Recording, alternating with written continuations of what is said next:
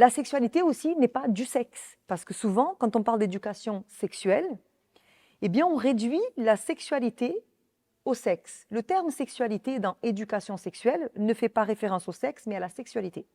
Et si le terme sexualité existe et que le terme sexe existe, c'est qu'ils sont bien différents tous les deux. Ils ne sont pas la même chose. C'est important de déconstruire cette vision déformée de la sexualité en comprenant ce qu'est réellement la sexualité. Et ça, c'est la base fondamentale pour pouvoir offrir une éducation sexuelle adéquate à l'enfant. Donc moi, j'aime bien prendre la métaphore de l'arbre parce qu'elle est très parlante. C'est très important de savoir de quoi on parle. Donc sexuel, ça fait référence à la sexualité et non pas au sexe. Et on peut représenter, donc, si vous imaginez que ma main et mon bras forment un arbre, eh bien, son tronc et ses racines représentent la sexualité, et le sexe est une branche de cet arbre. Mais en aucun cas, la sexualité va se définir à une branche. De la même manière, si je vous montre ma main, vous ne pouvez pas dire que ma main est un humain. Nous sommes bien d'accord. Donc ma main est une partie de mon corps. Et donc le sexe est une petite partie de ce qu'est la sexualité. Et partant de cette compréhension-là, eh bien, nous comprenons en fait que tout le monde a une sexualité. Mais on va y venir. D'abord, c'est quoi le sexe? Le sexe, c'est très simple, ça se définit par sexe féminin et sexe masculin, et également l'acte sexuel. Alors que la sexualité, c'est beaucoup, mais beaucoup plus ample. La sexualité est un privilège humain,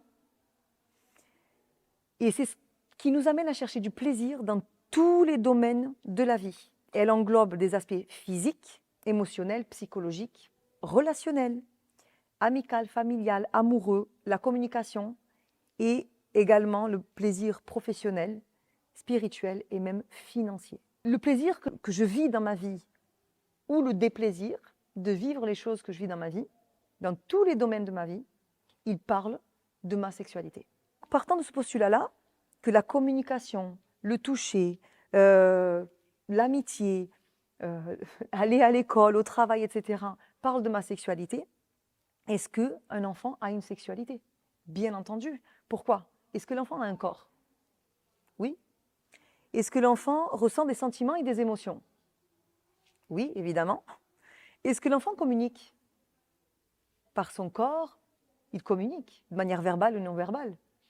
Il ressent des choses. Si on le pince, aïe, il a mal. Si on lui fait une caresse, oh, ça fait plaisir, ça fait du bien. Le plaisir, attention, ce n'est pas le plaisir génital uniquement. C'est tout le plaisir que notre corps, grâce à ce corps, ce qu'on peut vivre comme plaisir grâce à notre corps et toutes les terminaisons nerveuses que nous avons dans ce corps, tous ces capteurs dont notre organe, le plus grand organe que nous avons sexuel, est la peau. Okay?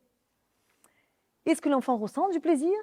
Évidemment que l'enfant ressent du plaisir. Et encore une fois, je ne parle pas de plaisir génital.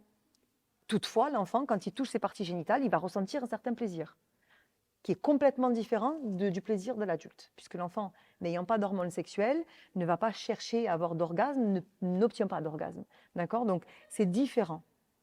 Le sexe et tout ce qui est érotique, évidemment, ne fait pas et ne doit pas faire partie de la sexualité de l'enfant.